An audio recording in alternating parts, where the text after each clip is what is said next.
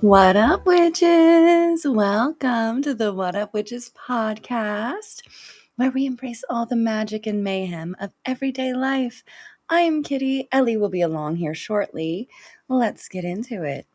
It is Easter Sunday, so we are springing back into action with Season 2, Episode 5. And since Ellie's not here yet, I'm going to kick us off with some tarot. I want to start off with the fact that our felon-in-chief is seeming to leave the building a little bit. He didn't show up to any Easter things today. There were supposedly some reports of him at a golf club, at his golf club or whatever. But nothing really like... I think he's dying. He's so... Let's find out what's going on with him. I am so bummed that he made it past Valentine's Day, but maybe Easter was the holiday that it was actually thinking of. Maybe tomorrow we'll wake up to the big, beautiful obituary. Let's see. What do we have? To start us off with, the Fool, New Beginnings. So, the start of the tarot deck, too. The beginning of the major arcana. Next. Oh, I forgot to put our little thing up here so you know what the fuck is going on. There we go. Bear with me 1 second, folks. That's better. Now I can breathe. So, we start off with the Fool. Next. What popped up? Ooh, the Ace of Pentacles. So, again, something new, something beginning.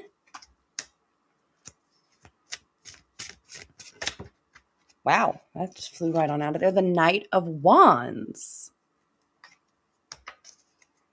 Things are speeding up. Definitely springtime energy here. Oh, we have the Sun reversed. Okay, so this is a reading on, is he dead yet? What's going on? What is happening with our felon-in-chief for the moment? His health is absolutely on the decline, and I think this is saying good news is coming, good news is coming, good news is coming, good news, everyone. I genuinely think good news is on its way, because we start off with the past card of the Fool. And I think that has a lot to do with us foolishly wanting to believe in conspiracy theories, such as, is he dead? Is he dead? Oh, I hope he's dead. And he's never dead, is he? But that's okay. Innocence, beginnings, free spirit, faith, and adventure. Element air. Unafraid, the crow does not waver a bit and has faith that the log and river will provide a great adventure. In the distance, there is a wind blowing, whistling a warning. Yet the crow remains faithful, knowing that despite how stormy or choppy the waters may become in the future, the log will keep her afloat. The Fool card asks that you have faith in the universe and live fearlessly. You will come through the storm. If you allow hope to replace fear, imagine the adventures you have waiting. This resonates a lot with the No Kings protest. All of the hope in the air with the maintained resistance, not just here in the United States, but worldwide resistance up against this fucking fool in the White House. Then we move on to the Ace of Pentacles. This is our present. Ooh. Is my mic just like all the way down there? That's probably better. Okay.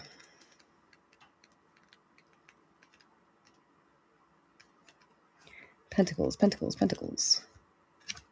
Here we are, Pentacles. 2. Ace. Okay. Ace of Pentacles. The crow lands atop a large pentacle once concealed by clouds. This spot provides a clear view of all the riches available to her. Because her desires are no longer blocked, the bounty this world has to offer... From material wealth to spiritual knowledge is all within her grasp. The Ace of Pentacles represents a time of charity, clarity, and the ability to manifest your desires. Stay focused. The law of attraction is working. Keep a fixed sight on what it is you want to achieve.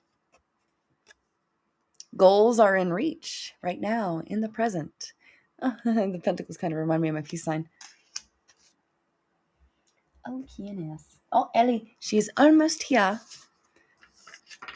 Then we have the Knight of Wands for the future. Things are going to speed up and soon. Okay. Page of Wands, Knight of Wands. All right. The Knight of Wands channels the charging energy of his horse and moves forward with raw power and determination. With the sun high in the sky, offering plenty of daylight ahead, the crow flies without hesitation. He is confident of success, even if he experiences moments of uncertainty about where he is going. The Knight of Wands reflects a person who jumps in without weighing all the consequences. He possesses an energy that is pure enthusiasm, a much-needed ingredient when executing a plan. This card warns that although passion is essential, you must find balance and clear thinking for a project or situation to find success. We can't just run in half-cocked. We can't just dive straight into conspiracy theories. There has to be evidence to back things up. The sun reversed. Good news is coming, folks. It's just taking a long time to get there. The sun. Here comes the sun.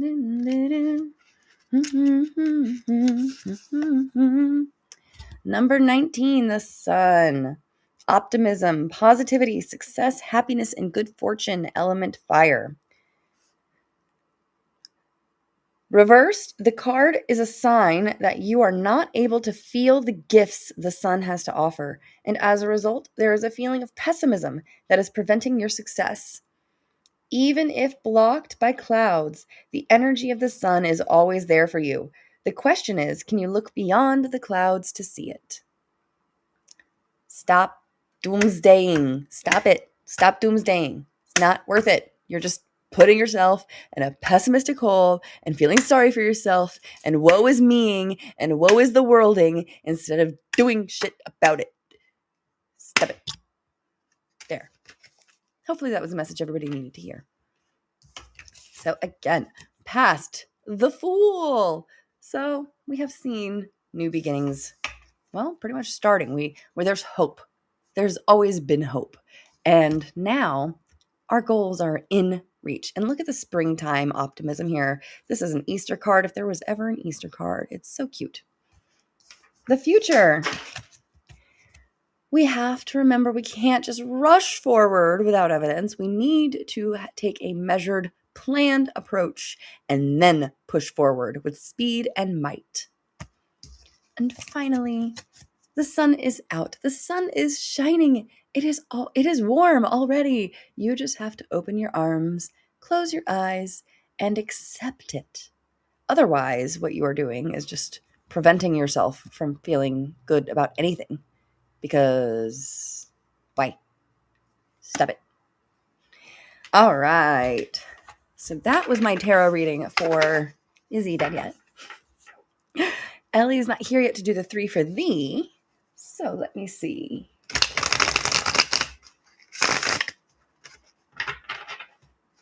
I'm dealing with a toothache, so sorry if I'm like lisping a little bit tonight.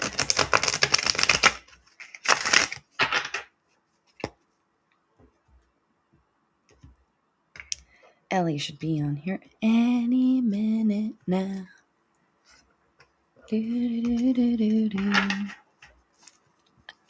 Okay, I am curious what this week will bring. I want to know, I guess my question for this week, will we see any big changes that move us forward this week? specifically this week? Are we going to see anything big that's going to move forward progress? The Three of Swords reversed. We're going to see some healing from past grief. That's a good sign. We're too many.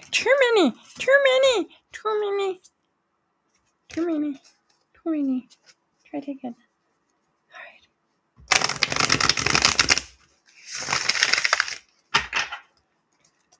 All right. Okay. So this is for this week. What is today, the 4th? Happy Easter, folks. We'll talk more about that in a minute. Ooh, 10 of Cups. I would say that's a yes. We're going to see something that's going to move things in a positive direction for the future, for the long term.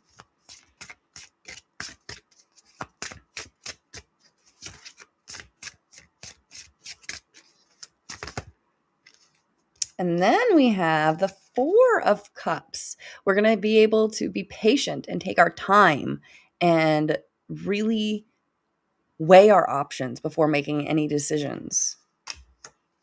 That is a privilege.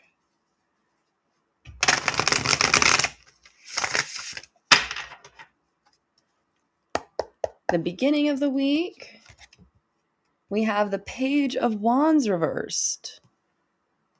The end of the week, the Hanged Man reversed. Okay. Let's see. I didn't expect to do this, but here we go. All right.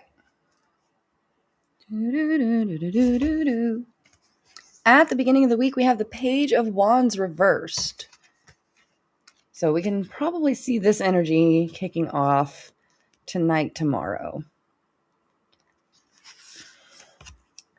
When the Page of Wands appears reversed, it may indicate a project that is stuck or can't get off the ground because of unforeseen complications. You may simply have lost interest. Upright, the Page of Wands represents a kind-hearted person. Reversed, the Page of Wands may enter your life as an aggressive, immature bully. So tomorrow we might see some bully behavior from a felon in office. A felon in chief might be bullying us. That's par for the course. 3 of Swords reversed is a very good sign.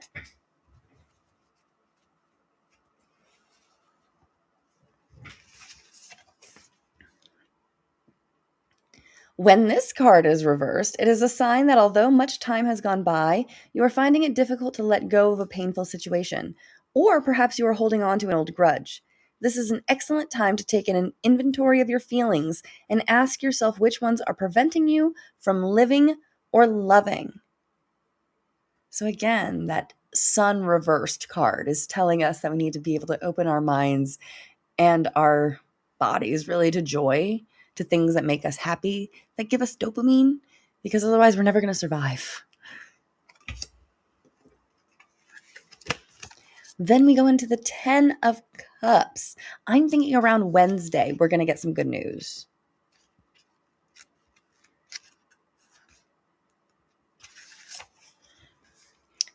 So this would be the middle of the week. The happy couple sits on a budding branch of a cherry blossom tree, watching their fledglings resting comfortably in their nest. The setting is one of peace and contentment. The couple achieved their dreams as each new day brings with it a feeling of love and fulfillment. The 10 of Cups denotes a time of utmost joy. Another message of this card may also be a romantic relationship is forming, one that could result in a lifelong love affair. Take a moment to bask in the positive energy the 10 of Cups offers. Good luck will soon enter your home. Good news on Wednesday. Good news on Wednesday. Maybe big, beautiful obituary on Wednesday? We can only hope. 4 of Cups.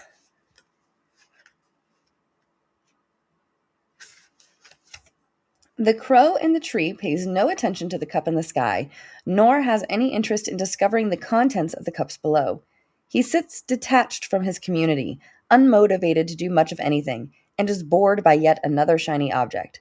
The 4 of Cups speaks to a time of depression and inability to find anything to be excited about. You may be in a time of self-imposed darkness, whether it is from a disappointment or a bad relationship. The Four of Cups asks that you go inward and look for what brought you to this place of discontentment. It also may be a good time to take stock of all the things that have been going well, as that is the quickest way to raise low spirits. Again, the cards just keep saying, open your mind to joy. Accept the privileges that are around you, that you have the opportunity to look at all these things and be bored by them. Oh, what a first world problem you have. What a good problem to have, to be bored by all shiny new things. The Hanged Man is the end of the week.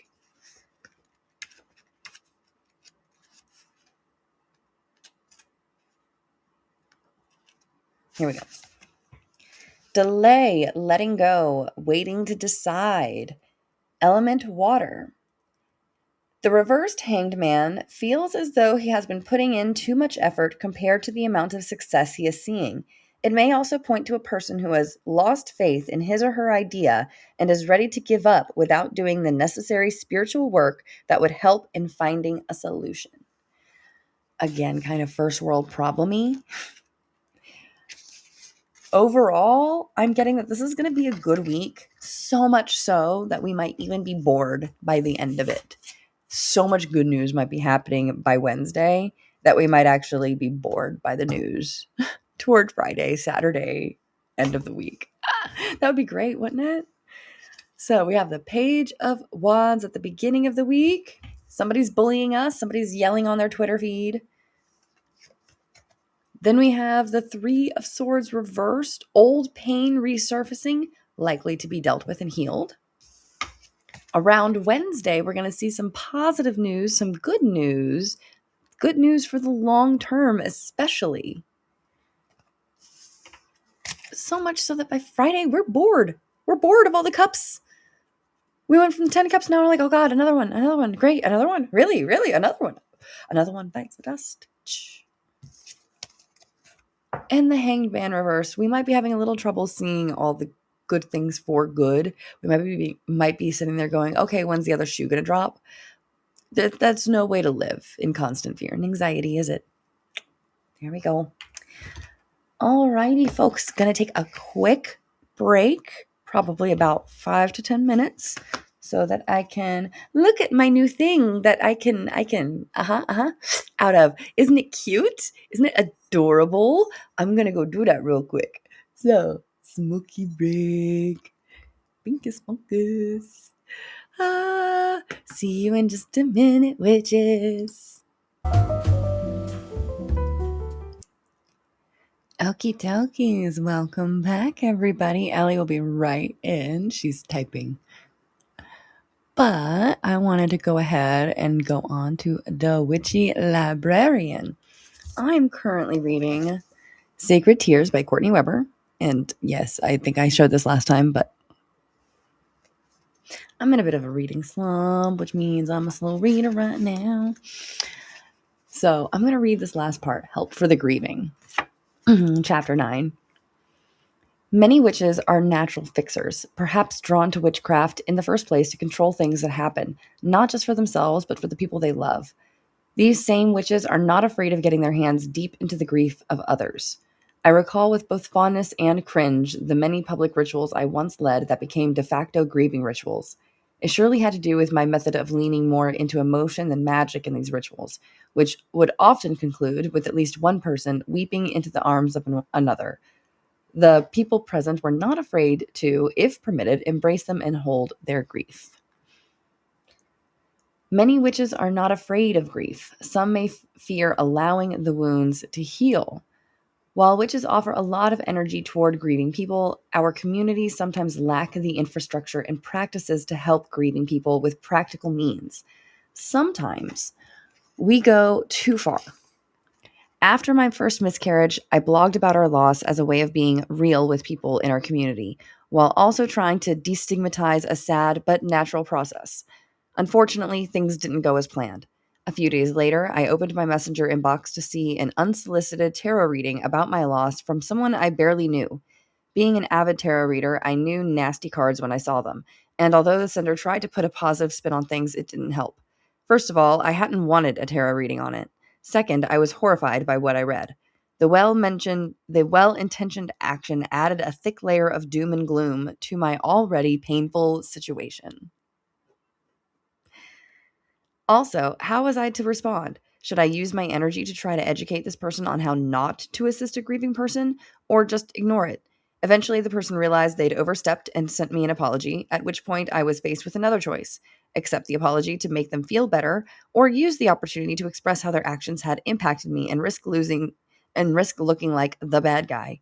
I eventually chose a middle ground, explaining that their action was hurtful even though I knew it came from a genuine desire to help.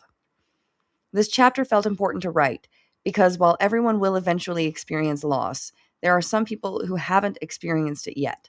Alternatively, they may have experienced with one kind of loss and might approach loss with a single lens approach. How one person responds to the loss of their beloved pet.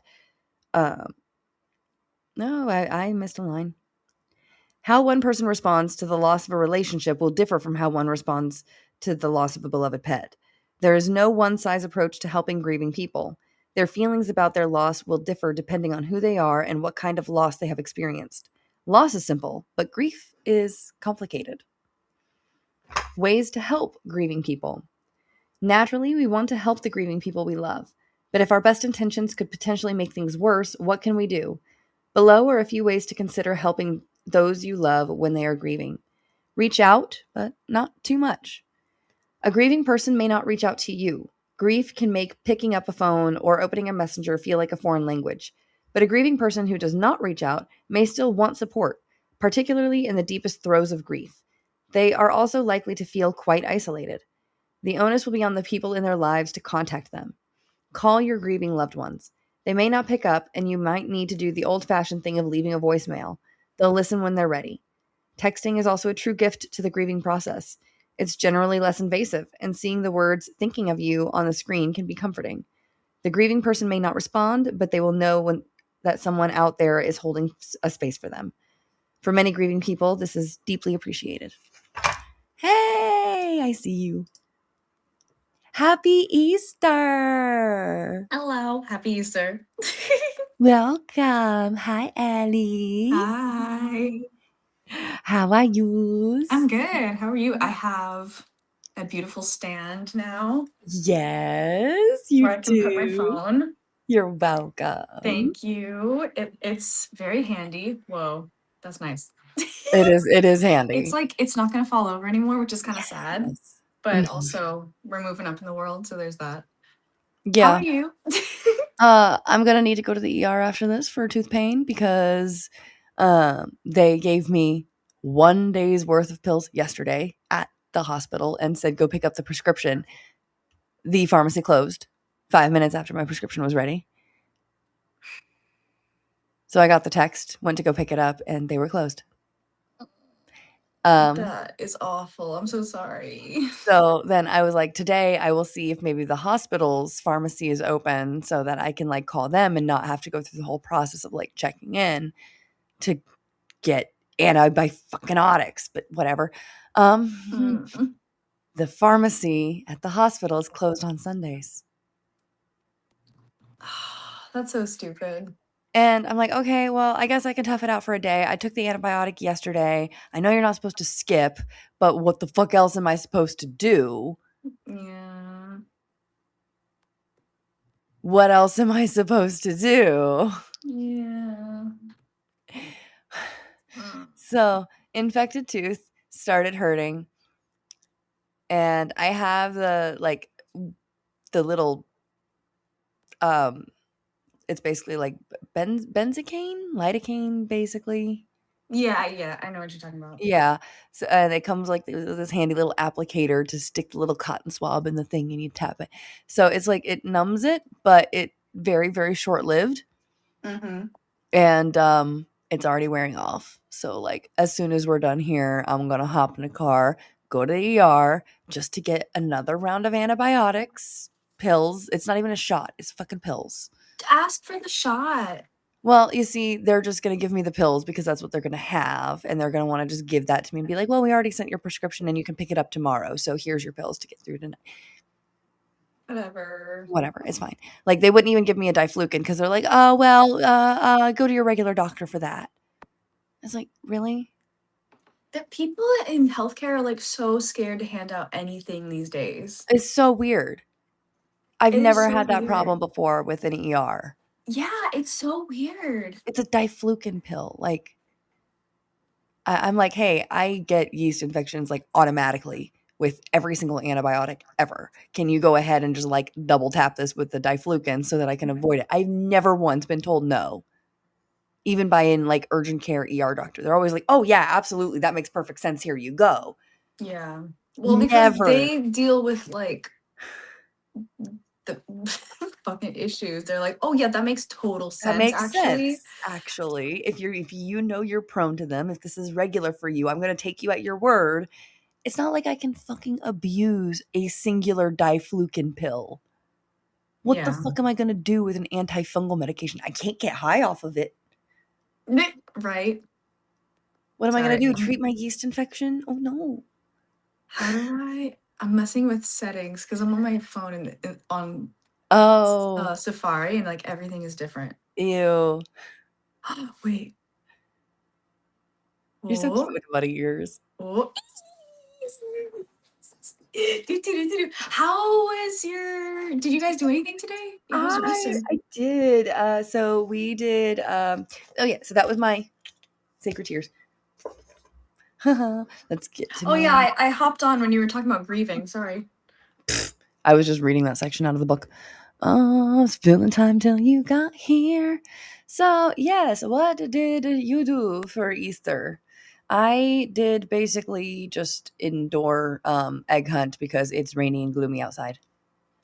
Yeah, it was raining this morning too. We thought it was gonna be horrible all day, but then it just like magically the sky opened up in the afternoon and it was beautiful. And we had like a 5 o'clock evening egg hunt with the kids in the cul-de-sac. Oh, that's always fun when it's like It was multi so kids. cute. I'll send you a video later Oh, of that's so cute. my daughter, you know.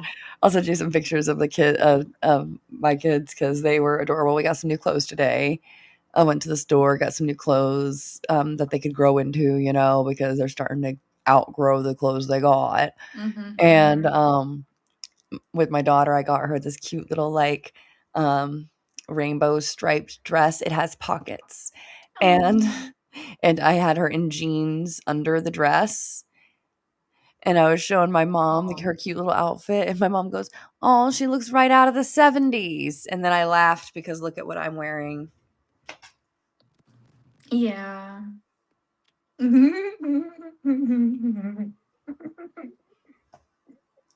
Yeah, that makes sense. Also, thank you Oh, for no. that, by the way. You're welcome. Oh my god, that is so cute. And adorable. So, on a scale of like 1 to 10, how's your pain? Oh, before I did the little tappity tap with the at home lidocaine, that was at like a 6. So I can tell it's gonna go up to a 9 or 10 if I don't go to the ER. And I kept me and my husband up the other night, scream crying from pain. And Go I'm to the like, ER. It's not worth it. You're it's in not worth it. pain. It's not You're worth in it. No. pain. I'm gonna go as soon as I already told him, like, I'm like, hey, heads up, as soon as I'm done with this, I'm gonna go because I can feel it, and I don't want to wait till morning because I was gonna just No, like go go. I'm first not thing in gonna the morning. keep you. I did the lidocaine. I wanted to do this. I wanted to. Mish, fine. Okay, Wanted fine. Whatever. Go ahead. to. You Wanted. continue doing your whatever thing then. Well, I already did the I just tarot. care about you, okay? I know, and that's why I made you go to the doctor when you had You fucking did. sepsis. Yeah, thank you. I'm doing a bit better. I'm still kind of in pain, actually, but it's getting better. Okay, folks. Quick, Thank you for quick making me go to the segue. doctor, though. Quick segue into a different segment here. if you have what you think could possibly be a UTI, go to the doctor. If you're, yeah. Period. End of story. Mm-hmm. If it's so bad to the point where you are searching for relief and getting azo, go to the doctor. Go ahead, take the azo for the relief to get you to the doctor. Go to the doctor. Because otherwise you might end up septic. Apparently. Yeah, no, it could travel to your kidneys, which is painful. I've had that happen. Painful.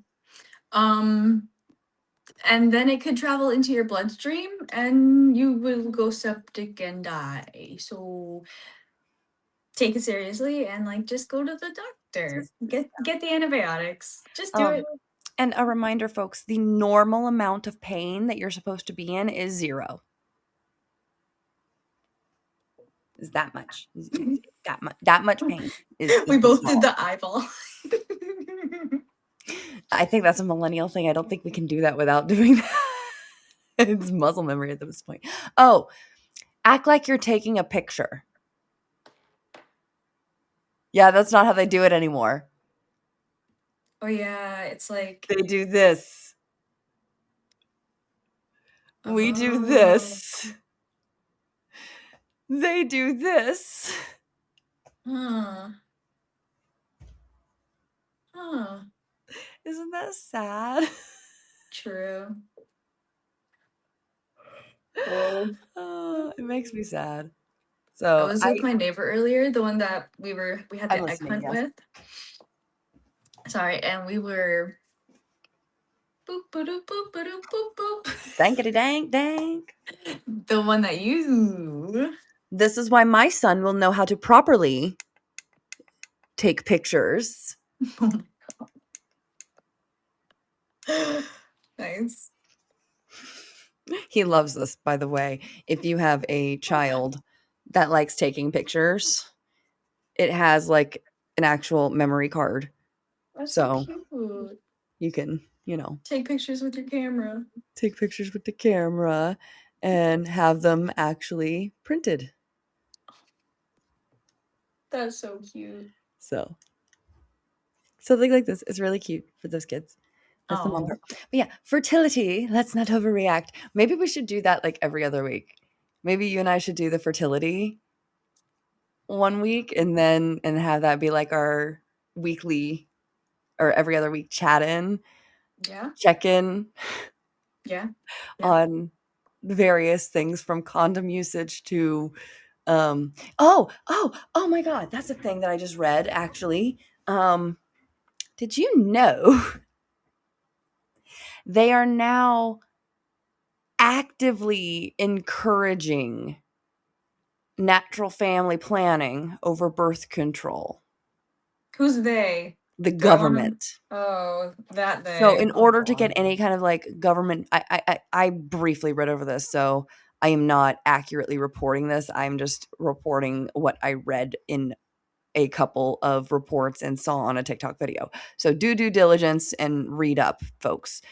But essentially, something along the lines of hospitals who want specific government funding are changing their wording of what is recommended for birth control and are now like propagandizing and doing the whole, because it's hard because there's truth to it about birth control being dangerous for your health, birth control and all that. It's hard So when fear there's mongering. truth to the fear mongering. Gotcha. No, yeah. Birth control is dangerous because we don't test medications on women. We just say, here you go. This works. Try it. And that's the test. Like, that's how birth control was tested. They just gave it to women and said, here you go. It should work. We tried it on rats. That's kind of what, like, 54. I don't know why I just saw that. But, no, yeah, that's kind of how it was given to me when I was like 15. Yeah.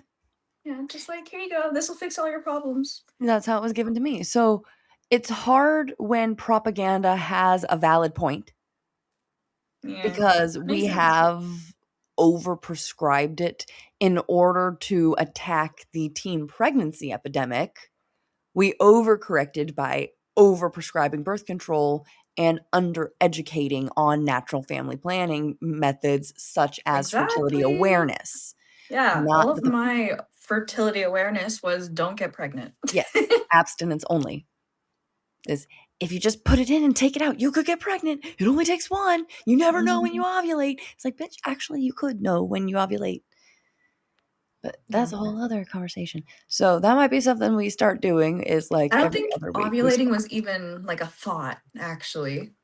Like, no, it's It just was like just it sperm could meet egg. happen.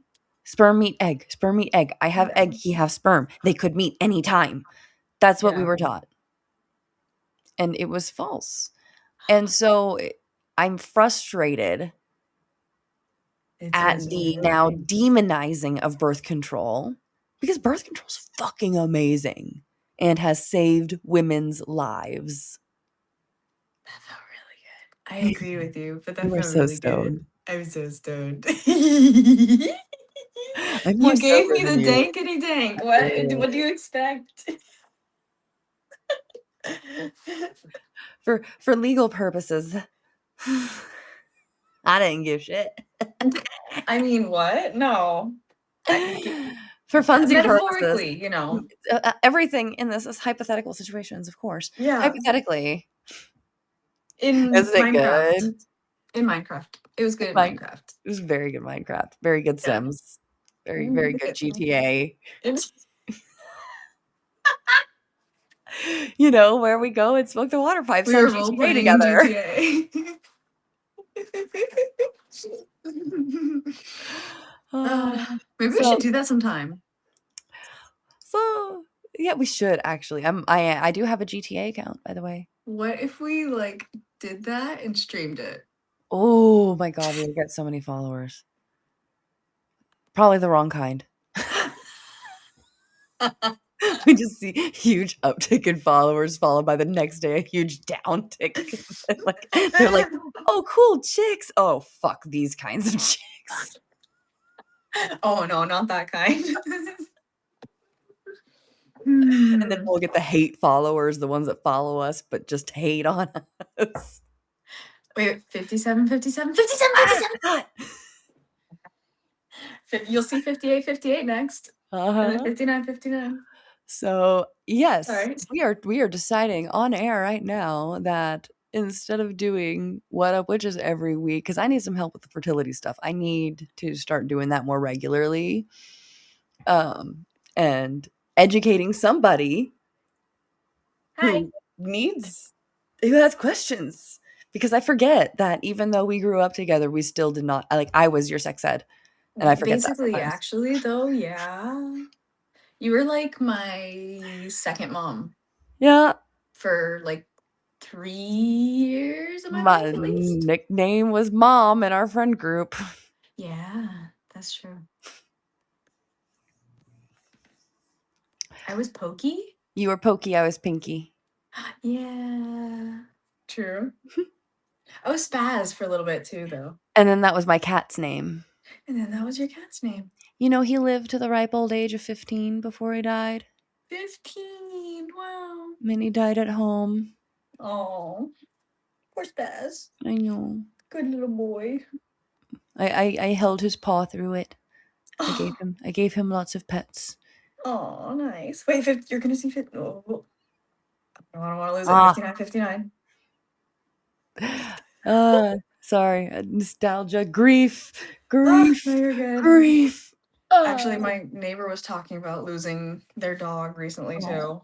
So, Bam Bam, he was so sweet. Bam Bam. He was 10 years old. Oh. He was a little Papa. French bulldog. He like snorted all the time. It was so cute. He would like chase balls around the cul-de-sac. It was adorable. Oh. Wait for it. 2, 1. Hey! Hey! I don't know why that's so satisfactory. Repeating numbers, repeating numbers. We're not autistic at all. Wait, what? Also, speaking of which, let's go into the Neurospicy saga. Yay! So I wanted to talk about autistic elopement. Oh. Do you ever remember as a kid or even as an adult, just like walking away from a situation, not caring where you were going, not caring that you didn't have everything that you needed to go or that you were dressed inappropriately, just like leaving because you had to go Mm-hmm.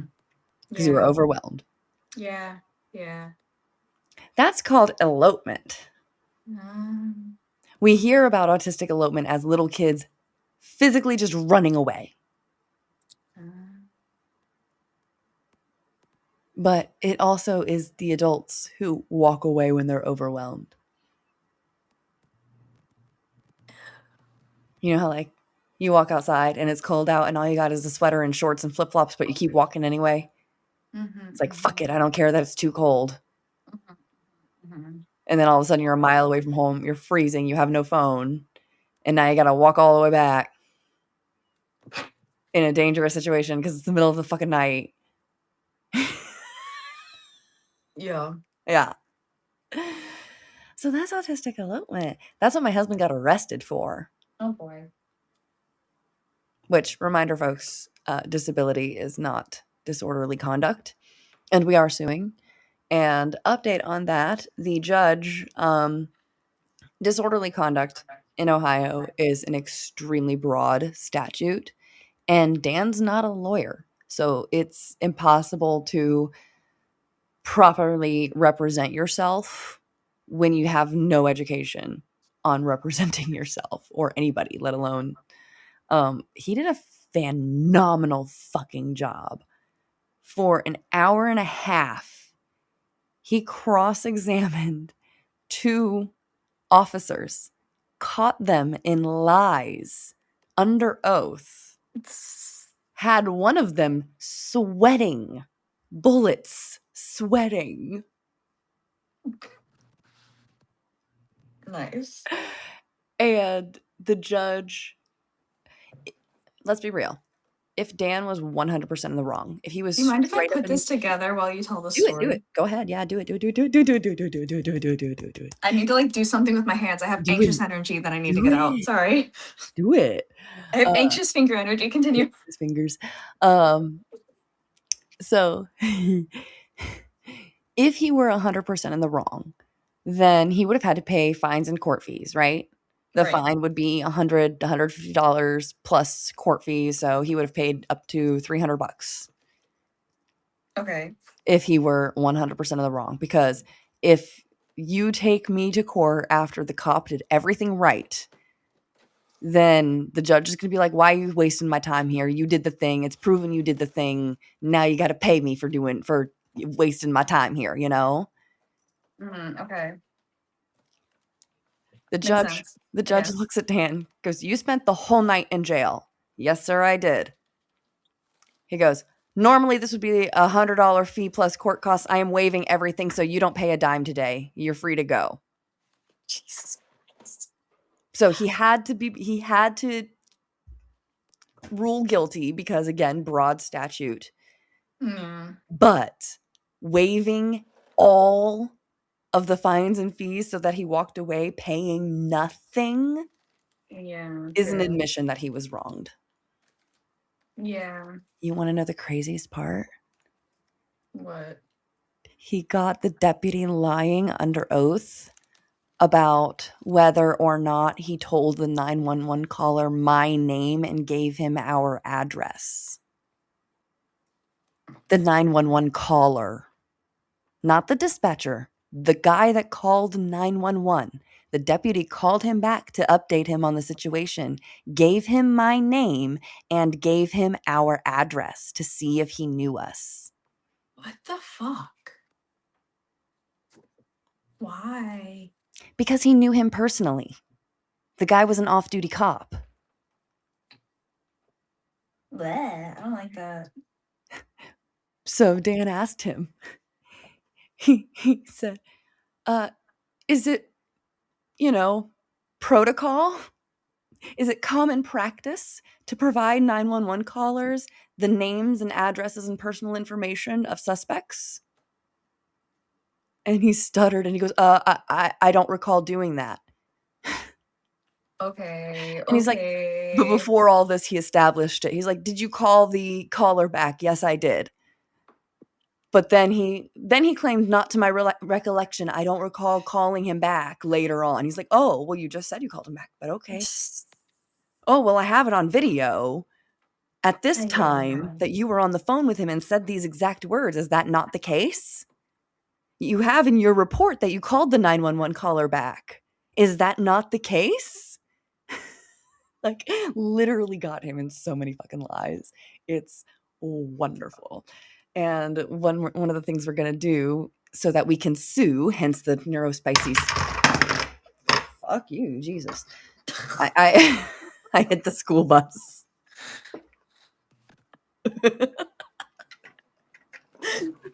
How can we tell you're a mom?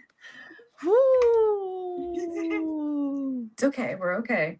Okay. This is telling me to like use a fucking craft knife. Excuse me? What? It looks like a fucking scalpel. Use a craft knife and then soak in water and then do something else with tweezers and do another thing? I am too high for this shit. What? Or not high enough. On the right strain. Yeah, maybe. Use a craft knife to cut off the parts used from the sticker. Put the stickers into water and wait for a while until they are completely soaked. Use tweezers or other tools to transfer the soaked sticker to the desired location for pasting and slide the sticker upwards to paste it. This is way too involved. I thought I was gonna get a doll. Like my autistic Barbie doll? Yeah, but like Miku. Yeah. And it's like involved. This is like Lego Miku, but like craft edition. Girl.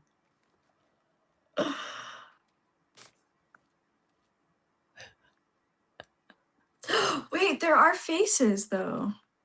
Is it the kind where like the tape dissolves or something? So it's like you put it in like, water. Look, there's a face in here. There's a face in there. All right, Ted Bundy. Jesus. I think these are all just spare ball joint parts.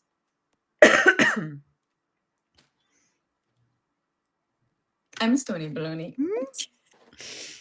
So basically when we go for our whatchamacallit, when we go to sue them, one of the things we're gonna do is get the transcript of his trial, because we'll be able to catch the transcript of them lying under oath. That's a good point.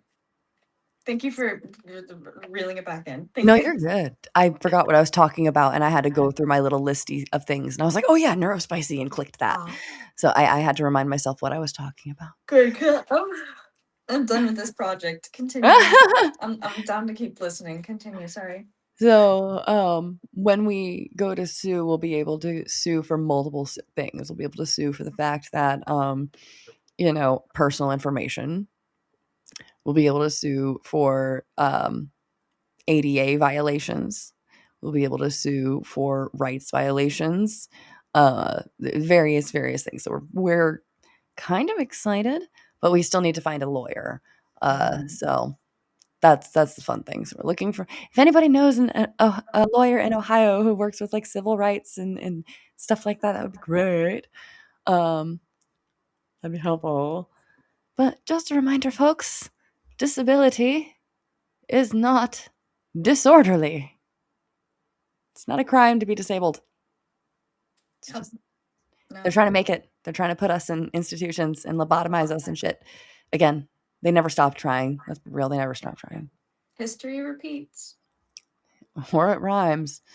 Yeah, I hear both. Sure. Oh, are you reading anything lately? I started reading a book called Story Genius Mm. because, again, I like want to write a novel, and it's about like the psychology behind why story, like what makes a story work, Mm-hmm. basically. Like, could you Google it? Because I don't have a computer in front of me, Yeah. What's it called but it's again? called Story Genius because it's Story. actually pretty interesting. Sorry. I just picked it up the other day and I'm like really excited about it. Oh, okay, okay, okay. I see it. I see it. How to use Story Genius. How to use brain science to go beyond outlining and write a riveting novel by Lisa Kron. Or Crown? Cron. Uh, Following on the heels of Lisa Kron's breakout first book, Wired for Story, this writing guide reveals how to use cognitive storytelling strategies to build a scene by scene blueprint for a riveting story.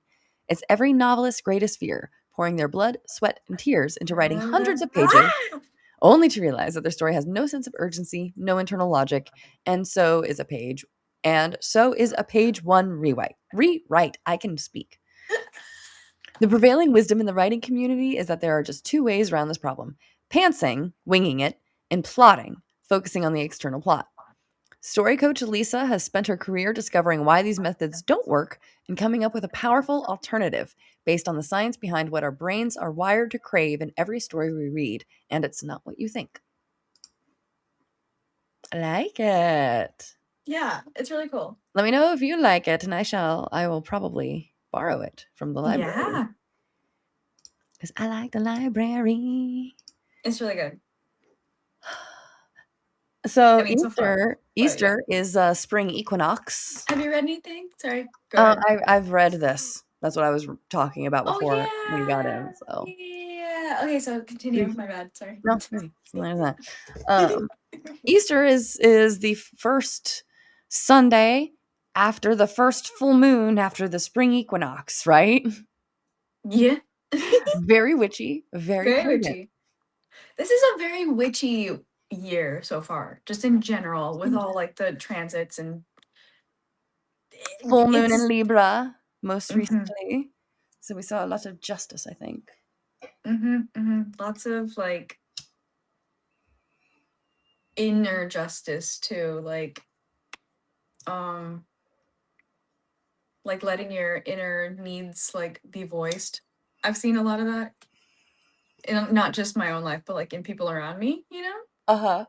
Like a lot of more like a lot of people are like more, I feel like, standing up for themselves a little bit. Does that Yes. make sense? Yes, it does. Yeah. It does. It's a general vibe shift. Do you like my strawberry? Oh my god, it's It's so I think I'm cute. gonna name her Drew Barrymore. That's adorable. Thank you. I I It's I, I adorable. thought really hard on it. Love it. All right, listen, you need to go to the ER. I do. I do. So Easter is a very witchy holiday, folks. It is was co-opted by Christians and Catholics, but it's fucking pagan as shit, witchy as shit. Just look up the history of it from the rebirth and rejuvenation, whereas Samhain is about death and like that the Shedding and shift and the veil. The equinox, the spring equinox, and right now with Easter, Ostara is all about rebirth and reincarnation and fertility and life. multiplication and just enjoying life, specifically enjoying it. Mm-hmm. So get out there, enjoy it, have fun. The tarot readings I did at the beginning of this was very positive, very bright. We're going to get a lot of good news this week, especially around Wednesday. I got the 10 of Cups for Wednesday. Nice. I love that. And our overall message was the sun reversed, saying that everybody is having a hard time feeling the sun, feeling the warmth of it. And it's because you're too busy focusing on the clouds. But whether the clouds are there or not, the sun's right behind it. Oh, shit. That's true because stop it. Like literally yesterday I was sitting outside and like we were like, ah, clouds, go away. But the sun is still there behind it. True. And sometimes true, the true. clouds are a relief when the sun is too bright. Actually, yes, though. You're right. There were multiple moments where shut the fuck up and I'm stop. so good at that. Stop reading my lines. So next week on the What Up Witches podcast, I think we will focus on the fertility. And we shall start doing that every other week. Yeah, let's do it. Why Let's not? do it. Yay. Okay, so stay magical, keep being a menace. Blessed or hexed. Thanks for listening. Later, witches. Bye. Adios. Bye.